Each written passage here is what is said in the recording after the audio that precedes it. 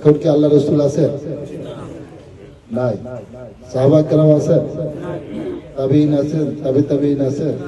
নাই। কিন্তু এই ফেতনাটা কিন্তু ওই সময় থেকে এখনো ফেতনা সবচেয়ে বড়। আল্লাহর সৃষ্টির সময় অর্থাৎ আদম আলাইহিস সালাম থেকে কিয়ামত পর্যন্ত যত সময় আছে আল্লাহর এই প্ল্যানের মধ্যে, তার মধ্যে সবচেয়ে মুমিনদের জন্য, ইমানদারদের জন্য সবচেয়ে কঠিন সময়টা এখন পার করছে।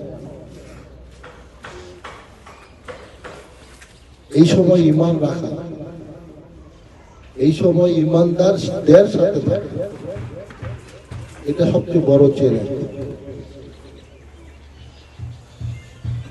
সেই জন্য আমি সবসময় অস্থির থাকি যে সবসময় প্রত্যেক দিন কোনো না কোনো আলেমের সাথে একটা ঘন্টা সময় দেওয়ার জন্য চেষ্টা করি। কারণ কি জানেন?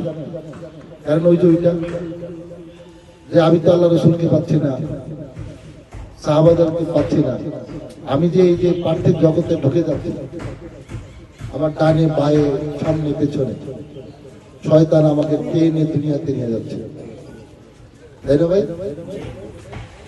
আপনারা যারা আলেম, আপনারা হয়তো এটার অনুভব কম করবেন। কারণ কি, আপনারা সবসময় জিকিরের মধ্যে থাকেন, আপনারা সবসময় কোনো না কোনো কোরআনের আমলের মধ্যে থাকেন।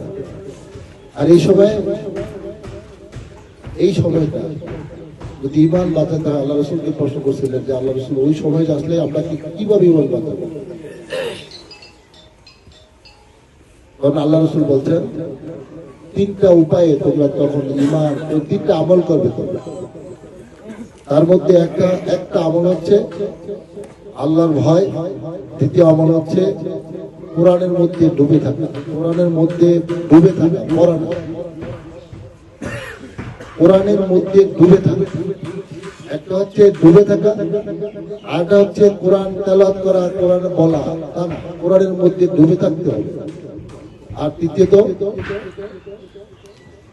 তুমি ঘরবন্দি হয়ে থাকো, সমাজ এবং রাষ্ট্র থেকে তুমি আলাদা হয়ে যাও।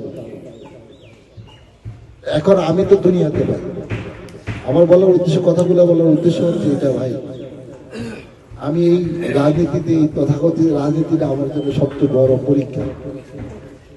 আপনারা এখানে যারা আছেন, আমি আপনাদের কাছে বিশেষ দোয়া চাই, বিশেষ দোয়া। আমি হুজুরদের বলছিলাম, আমার ভাইদের বলছিলাম